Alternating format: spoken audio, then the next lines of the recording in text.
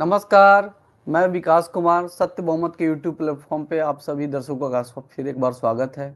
आज हम चर्चा करेंगे, हमारे साथ रजत तिवारी हैं, जो कि नमस्ते। सामाजिक और राजनीतिक विषयों पे अपनी राय रखते हैं। तो स्वागत है रजत तिवारी आपका। जी, आपका बहुत-बहुत धन्यवाद सर।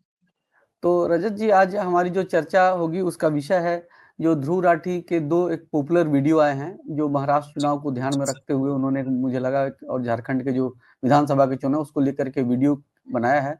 एक वीडियो का टाइटल है द वेकअप और दूसरे का द रिवॉल्यूशन।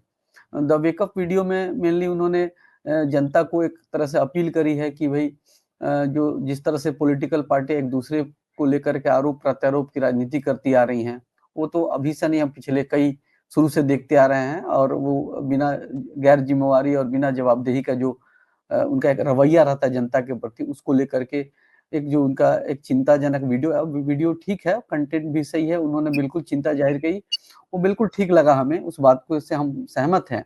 बल्कि हमने सत्य बहुमत का जो एक अपना विचार है, उसको लेकर के हमने अपने एजेंडे में आज से करीब 15 साल पहले उन सारी बातों का ज़िक्र कर रखा है और हम उसपे चर्चा करते आ रहे हैं, लोगों को समझाते भी आ रहे हैं। आप भी जानते होंगे रजत जी इस बात को। जी, बिल्कुल सर। लेकिन कुछ बातों को लेकर के जो उन्होंने स्पष्ट नहीं किया, तो मुझे लगा कि इस पे हमें अपनी बात रखनी चाहिए, एक चर्चा करनी चाहिए जिससे दर्शकों को स्पष्ट हो सके कि ध्रुव राठी भी बात अच्छी करते-करते कहीं न कहीं एक जनता को फिर दिशाहीन करते हैं, गुमराह करने वाली बात आ जाती है।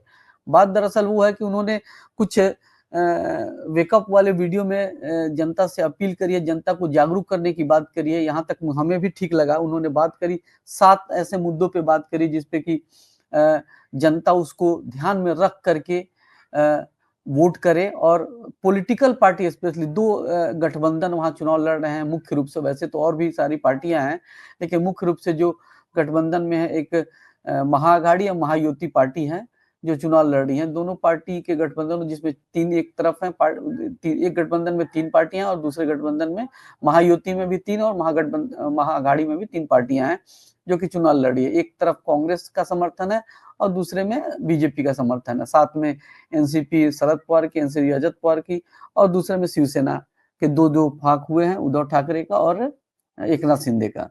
इस तरीके से 3-3 पार्टियों का गठबंधन रहा है।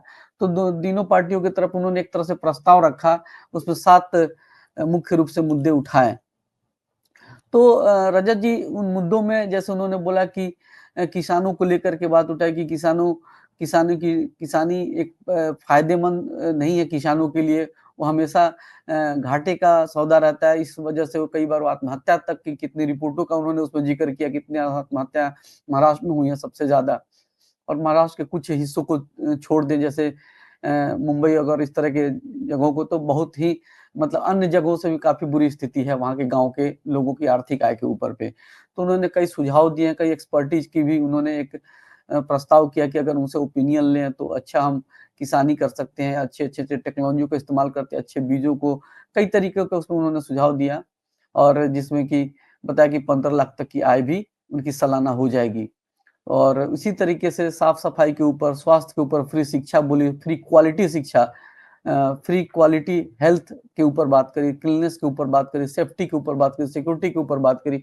ऐसे 7 कार्यक्रम उन्होंने और एक और जो महत्वपूर्ण बात है, जो लोकल मीडियम बिज़नेस हैं, उनको स्मॉल स्केल पे जो काम करते हैं, उनको अच्छा प्रोत्साहन कैसे मिले, उसपे किस तरीके से उनको सपोर्ट मिले जिससे कि उनका भी व्यापार बढ़े और पैसा सभी के पास गरीब से लेकर के सभी मिडल क्लास के ऊपर एक बोझ ना पड़े, सबके पास वो एक सही इनकम बना रहे। इसको लेकर के उन्होंने पार्टियों को एक अपना सुझाव दिया। लेकिन रजत जी हम इस बात को चर्चा कर रहे हैं, ये बात ठीक लगी हमें, हम भी चाहते हैं कि ये सारी बातें हों।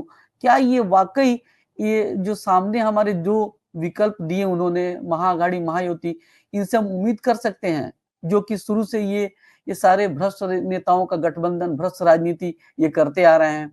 इवन देखें तो इन्होंने भी अपने उम्मीदवार ऐसे उतारे हैं जिन पे कई आरोप हैं भ्रष्टाचार के अपराध के आरोप हैं। तो क्या इस तरीके के विधायक जीत करके सदन में आएँगे तो ऐसी सरकारों से क्या उम्मीद करेंगे? कैसे उम्मीद कर सकते हैं हम? जी रजत जी, बताइए थोड़ा इस पे अपना दर्शकों को भी अपनी एक राय दीजिए। सबसे पहले आपका सत्य मोहम्मद के इस प्लेटफ़ॉर्म का बहुत-बहुत धन्यवाद जो मुझे यहाँ पे आज आमंत्रित किया गया है।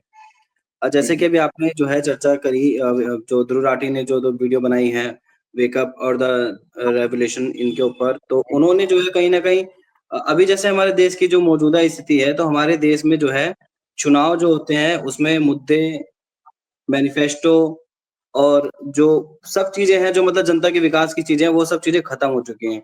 हमारे देश में जी, जो है भ्रष्टाचार तक मतलब जो है हमारे देश की जो राजनीतिक व्यवस्था है, वो इस तरह की है कि भ्रष्टाचार तक सब चीज़ें सीमित रह गई हैं, गठबंधन तक, जोड़-तोड़ तक, सांसदों को, विधायकों को खरीदने तक, बेचने तक, किसी न किसी तरीके से बस अपनी कुर्सी प्राप्त करनी है, चाहे वोट हमें 10 मिले, चाहे वोट हमें 50 मिले।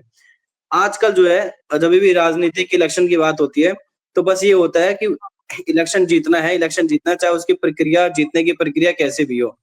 ऐसे जी, में जनता के मुद्दों की कोई बात नहीं करते। आजकल जो है सिर्फ़ हिंदू, मुस्लिम, दंगे, बाहुबल इन सब की बात इलेक्शंस में की जाती है। अब सबकी आदत भी यही पड़ चुकी है। ऐसे में जी, जिन मुद्दों की बात जो है ध्रुव राठी जी ने की है, जी, वो मुद्दे असली में एक बार विचार करने योग्य मुद्दे हैं, क्योंकि ये जो मुद्दे उन्होंने उठाए हैं, ये मुद्दे हर आम आदमी के जीवन से जुड़े हुए हैं। चाहे किसानी की बात हो, चाहे फ्री हेल्थ केयर, चाहे फ्री क्वालिटी हेल्थ केयर नहीं, क्वालिटी हेल्थ केयर और ऐसे ही जी, फ्री एजुकेशन नहीं, फ्री क्वालिटी एजुकेशन, क्योंकि जी, एजुकेशन में और क्वालिटी एजुकेशन में बहुत अंतर है। तो इस जी, तरह की जो उन्होंने बात की है, तो ये एक बहुत अच्छे मुद्दे हैं और ये एक जैसे वो यूट्यूबर होके वो ये बात कर रहे हैं, ये सब बातें जो है जो नेताओं को जो इलेक्शन इतने टाइम से लड़ रहे हैं और जो लोग इलेक्शन लड़वा रहे हैं, उन लोगों को जो जनता के बीच में जाते हैं, उनको इन मुद्दों के ऊपर बात करनी चाहिए थी। लेकिन आज तक जी, इन मुद्दों के ऊपर किसी ने बात नहीं की है। जी, बात हमेशा ये होती है कि आप जो है मुझे वोट देंगे तो आपका वोट जो है इस नेता को जाएगा, इस पार्टी को जाएगा।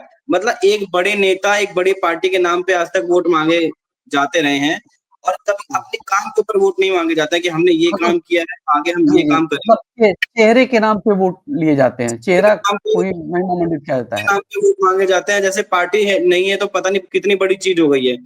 अगर किसी जी, से ये पूछा जाए कि अगर मैं आपको वोट दूँ तो वो ये आपको मैं वोट क्यों दूँ? तो वो ये कहेंगे कि आपका एक वोट पाकिस्तान पर चोट। इस तरह की जो बातें हैं, इस तरह की बातों के नाम पर वोट माँगे जाते रहे हैं और जनता की आदत भी यही पड़ गई है। एक दूसरे के बारे में जितनी आलोचना कर लेगा, कौन किसको कितना नीचा दिखा सकता है, बस हमारी राजनीति यहीं तक सीमित होकर रह गई है। ऐसे में जिन मुद्दों को इन्होंने उठाया है, क्या ये मुद्दे पहले से नेताओं को नहीं पता होंगे? लेकिन इन मुद्दों को दरकिनार कर दिया गया है। ऐसे में जो इन्होंने जी। मुद्दे उठाए हैं, उन मुद्दों मतलब सराहनीय मुद्दे हैं और इनका उनके ऊपर विश्वास और एक विचार करने की ज़रूरत है। लेकिन रजत जी बात ये खाली आप एक सुझाव दे रहे हो आप, लेकिन जी, हमें ये ध्रुव राठी से ये समझना चाहते हैं कि ध्रुव राठी जी ने इन सारी बातों को बताया ठीक है। आपने भी कहा था कि क्या ये सारी बातें पार्टियों को नहीं पता है, पहले से पता है। कुछ जनता की जनता की इच्छा भी यही है शायद, लेकिन फिर भी नहीं हो रहा है। ये कैसा लोकतंत्र है? चुनाव भी हो रहा है, बहुमत से भी सरकार बन रही है, लेकिन फिर भी नहीं हो रहा है। बात सवाल यहाँ पे ये इन मुद्दों को उठाने में और नेताओं से ये गारंटी माँगने वाली बात नहीं है यहाँ पे। बात ये है जी, कि सरकार बनाने की जो व्यवस्था है हमारे देश में, ये तो सरकार बनने के बाद की बात कर रहे हैं ध्रुव राठी जी, कि सरकार बिल्कुल। बनने के बाद ये करेंगे। लेकिन क्यों नहीं करेंगे, करेंगे, इसकी गारंटी की जो बात आ रही है, वो तो यहीं से संदेह खड़ा होता है कि सरकार बनने के से पहले की बात करो ना आप। जी, सरकार बनती कैसे है? राजनीतिक व्यवस्था हमारी है क्या? ये बताएँ ज़रा ध्रुव राठी जी। इस पे तो उन्होंने बात नहीं करी। यही मतलब यही यही यही पार्टी महायुति, महाअघाड़ी अपराधियों को टिकट देंगी, भ्रष्टाचारियों को टिकट देंगी। क्या महाअघाड़ी में, महायुति में जी एक और उन्होंने दूसरे वीडियो में जो बात करी थी उन्होंने कि उनके इस चैलेंज को स्वीकार किया है। 3-4 पार्टियों को उन्होंने नाम दिया जो कि मोस्टली ये इंडिया अलायंस के साथ जो हैं कांग्रेस और ये सब जी, जी, जी, तो उन्होंने एक्सेप्ट किया हुआ है। लेकिन क्या ये इस बात की फिर उसपे कोई ऐसे कमेंट्स आ रहे हैं कि क्या गारंटी है कि एक्सेप्ट करने के बाद ये करेंगे कि नहीं? तो संदेह तो खड़े हो रहे हैं, तो उसके पीछे इस राजनीतिक व्यवस्था का दोष है जिसका ज़िक्र ये नहीं कर रहे हैं। क्या इसकी गारंटी हमारे ध्रुव राठी जी लेंगे?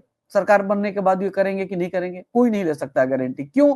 क्योंकि सरकार बनाने की हमारी जो व्यवस्था है वो जोड़-तोड़ की राजनीति के ऊपर डिपेंड कर रही है। बस विधायकों के बहुमत के ऊपर सरकार टिकी हुई है और वो सरकार बिना भ्रष्ट समझौते के, बिना लेन-देन के, बिना खरीद-फरोख्त के हो ही नहीं सकता। तो हमारा बिल्कुल इस पे सवाल खड़ा करना लाजमी है ध्रुव राठी जी से कि ध्रुव राठी जी इस बात के अपने वीडियो में जिक्र क्यों नहीं किया आपने, कि आपने सीधे ये प्रस्ताव रख दिया। तो ऐसा लग रहा है कि जो बीजेपी अलायंस जो है उन्होंने तो इसको एक्सेप्ट नहीं किया, आपने इस तरीके से दिखाने की कोशिश करी और इन्होंने एक्सेप्ट कर लिया। यानी कि जनता जो है, जनता के जो प्रॉब्लम्स है, जो जनता की जो 7 आपके एजेंडे हैं वो तो जनता को पसंद होंगे ही, लेकिन वो इस तरीके से दिखाने की कोशिश की उन्होंने तो एक्सेप्ट नहीं किया, इन्होंने एक्सेप्ट कर लिया तो इनको सपोर्ट करो। लेकिन हमें ये बताया ध्रुव राठी जी कि ये होगा कैसे? क्या ये सांसदों के विधायकों के बहुमत से सरकार जिस व्यवस्था में, राजनीतिक व्यवस्था में बनती हो, क्या वो सरकार ये कर पाएगी? अगर कर रही होती तो पहले क्यों नहीं किया और आपने पहले भी क्यों नहीं बताया? ये तो बहुत सारे बात, इस पे कई सारे सवाल खड़े हो रहे हैं।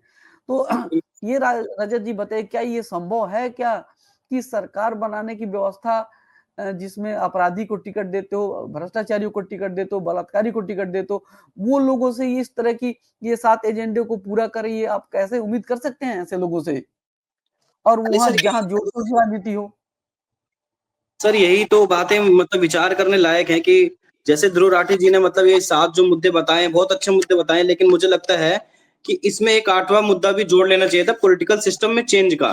पॉलिटिकल सिस्टम में इस तरह का चेंज करने की जरूरत है जिससे जो हमारा जो वोटर है वो केंद्र में है और वोटों के बहुमत से सरकार बने। अभी तो जैसे सांसदों और विधायकों को बहुमत से सरकार बन जाती है, उसकी जगह वोटों के बहुमत से जब सरकार बनेगी तो वोटर्स की जो इम्पोर्टेंस है वो बढ़ेगी। तो एक 8वां उनको जो है मुद्दा ये भी जोड़ना चाहिए था, पॉलिटिकल सिस्टम में चेंज का। और जो आप ये बात कर रहे हैं कि जो हमारे यहाँ के सांसद हैं या फिर अभी विधानसभा के चुनाव चल रहे हैं, तो जो हमारे विधायक हैं, उनकी कौन गारंटी ले सकता है? क्योंकि वो तो दल-बदल की राजनीति सब करते हैं। आज मुझे यहाँ अब देखो, आप कैलाश गहलोत जो है आप पार्टी में मंत्री थे, मतलब आप पार्टी से जुड़े हुए थे, अब वो जाके बीजेपी में शामिल हो गए। अब बीजेपी वाले खुश हैं और आम आदमी पार्टी वाले कह रहे हैं कि ये ईडी के चक्कर में और इनकम टैक्स के चक्कर में, बहुत सारे चक्करों की वजह से डरे हुए थे। तो मतलब ये किस तरह की मतलब व्यवस्था है कि जब तक आप, और वो कह रहे हैं, कैलाश गहलोत ये कह रहे हैं कि मैं जो है, इन्होंने जो आम आदमी पार्टी ने जो जनता से वादे किए थे उस वादे को मैं पूरा नहीं कर पाया, इसलिए मैंने जो है पार्टी बिल्कुल, छोड़ दी। बिल्कुल तो क्या ठीक, वो बीजेपी में बिल्कुल जाके ठीक, उन वादों को क्या पूरा कर लेंगे? तो ये तो बिल्कुल सर ठीक कह रहे अवसरवाद की ये सारी राजनीति है। तो इन विधायकों से इस चीज के मतलब विश्वास बिल्कुल नहीं किया जा सकता है कि ये जो 7 मुद्दे हैं, इन मुद्दों को जो है ये जीतने के बाद जो है सपोर्ट करेंगे। और यही डर जो है ध्रुव राठी को भी है, क्योंकि ध्रुव राठी को भी पता है कि लोग कह तो देंगे, लेकिन जो है वो लोग क्या गारंटी है कि जनता आपको सपोर्ट करे, आपको जितवाए, उसके बाद आप जनता के साथ खड़े रहें। क्योंकि हम तो ऐसे देखते आए हैं कि एक पार्टी का जो नेता है वो इस पार्टी में है तो भ्रष्टाचारी है, दूसरी पार्टी में चला गया तो दूध का धुला हो गया। इस तरह से तो हम बहुत दल बदल के मतलब बहुत लोगों को देखा जो एक पार्टी से दूसरी पार्टी में चले गए हैं सिर्फ अपने निजी स्वार्थ के लिए। अब चाहे आप देखिए, अजीत पवार को देख लो, चाहे आप एकनाथ शिंदे को देख लो, जो पहले शिवसेना में था, फिर शिवसेना में थे, फिर उन्होंने खुद की अपना रजत शिवसेना जी, बना लिया अलग। रजत जी, अजीत पवार के ऊपर भी तो कितने बड़े घोटालों का आरोप था। खुद बिल्कुल, प्रधानमंत्री हमारे बिल्कुल सर। बोल-बोल करके चिल्ला-चिल्ला के बोल रहे थे। जी, लेकिन वही जब बात है सरकार सर। बनाए तो उनको मुख्यमंत्री का पद दे दिया वो। जी, तो अब ये आप ये एक तरह से तो फिर वही बात हो गई। तो जब हमारे नेता इस पार्टी से उस पार्टी में चले जाएँगे, इस पार्टी से उस पार्टी में चले जाएँगे, जिनका कोई भी एक अपना मोरल ग्राउंड नहीं है किसी चीज़ को लेकर के, तो फिर आप कैसे गारंटी दे सकते हैं? कौन गारंटी लेगा इस बात की? हम जो बात कह रहे हैं गारंटी है, सत्य बहुमत गारंटी लेगा। क्या रजत जी, इस बात से आप कितना सहमत हैं? इस बात सत्य से तो मैं बहुमत बिल्कुल गारंटी सहमत लेगा? हूँ, क्योंकि देखिए ये जो देश में जो भ्रष्टाचार और ये जो गठबंधन जो ये जो हो रहा है भेदभाव, उसका कारण हुँ, जो है कोई व्यक्ति नहीं है कि एक व्यक्ति खराब निकल गया, दूसरा व्यक्ति हुँ, खराब निकल गया, तो कोई व्यक्ति अच्छा भी तो आएगा। लेकिन जब व्यवस्था ही खराब होगी तो चाहे अच्छा व्यक्ति है, चाहे खराब व्यक्ति है। जब व्यवस्था ही खराब है तो कोई भी व्यक्ति आएगा वो मतलब काम गलत ही करेगा, क्योंकि वो खुद मजबूर है। अब चाहे केजरीवाल हो, चाहे मोदी जी हो, चाहे राहुल गांधी हो, इन सबसे जो है लोगों ने उम्मीद लगा के रखी है। उम्मीद लगाई है तभी ये लोग जीते भी हैं।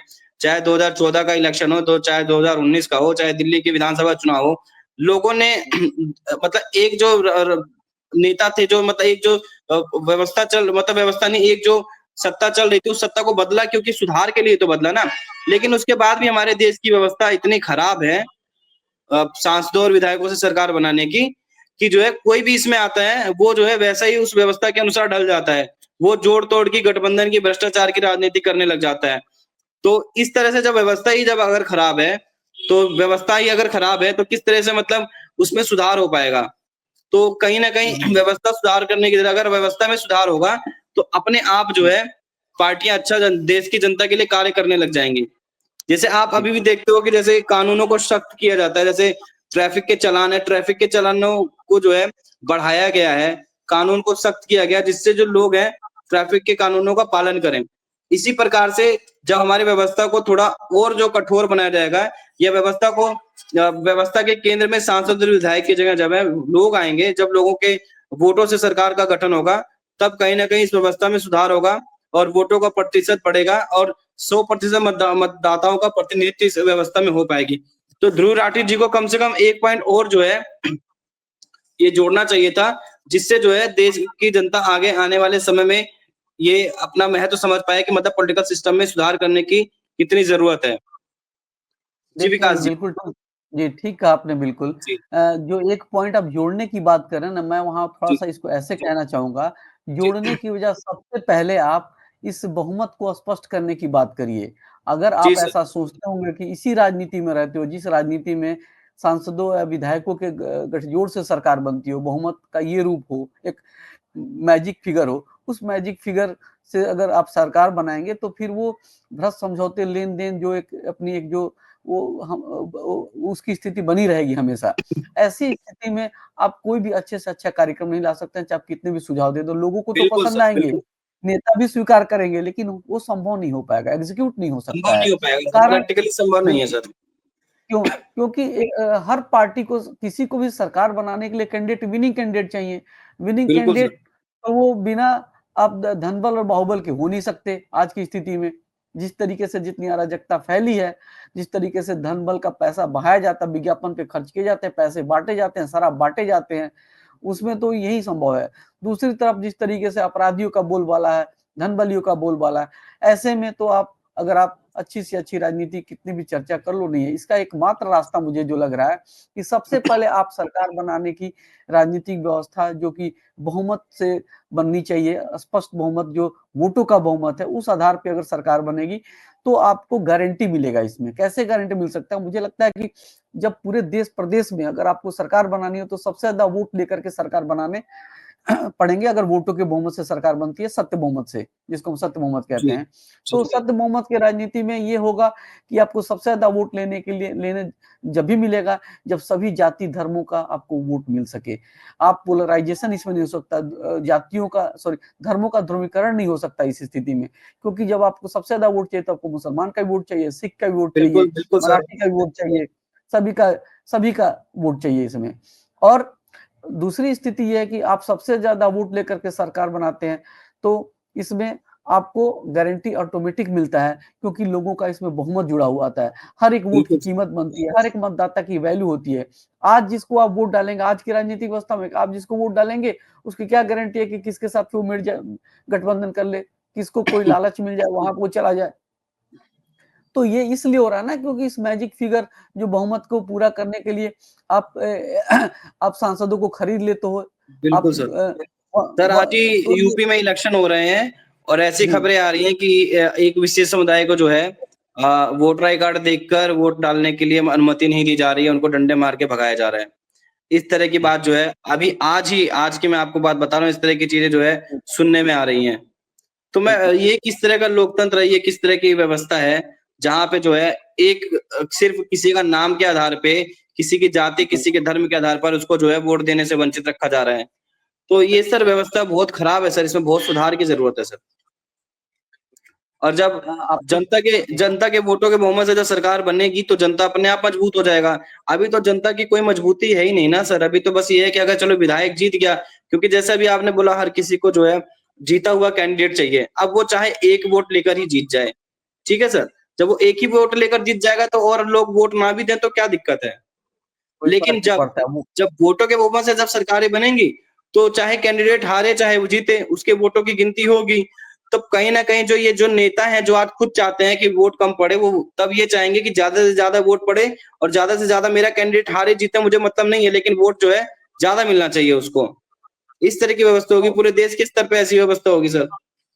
तो ये तो एक अच्छी व्यवस्था है ही सर, वोटों के बहुमत से सरकार बनाने की, सत्य बहुमत बिल्कुल, की। तो ध्रुव राठी जी से हम यही अपील करेंगे कि आपने बात तो एक ऐसी बात नहीं कोई करी, कोई ऐसा विचार नहीं दिया जिससे कि राजनीतिक व्यवस्था सुधर सके। आपने तो सरकार बनाने के बाद सरकार को क्या करना चाहिए, उसका एक रास्ता दिखाया। तो मुझे लगता है कि कोई भी ऐसी पॉलिटिकल पार्टी नहीं है जिनको इस तरह के विचार, इस तरह के रास्तों का, इस तरह के तरीकों का नहीं पता, लेकिन फिर भी वो क्यों बिल्कुल, नहीं कर पाती, आप स्वयं सोचिए। कहीं न कहीं हमारी राजनीतिक व्यवस्था में दोष है और वो दोष हमने उसको ये माना है, ये सांसदों और विधायकों के बहुमत से सरकार बनाना ही हमारी सबसे बड़ी एक व्यवस्था का दोष है।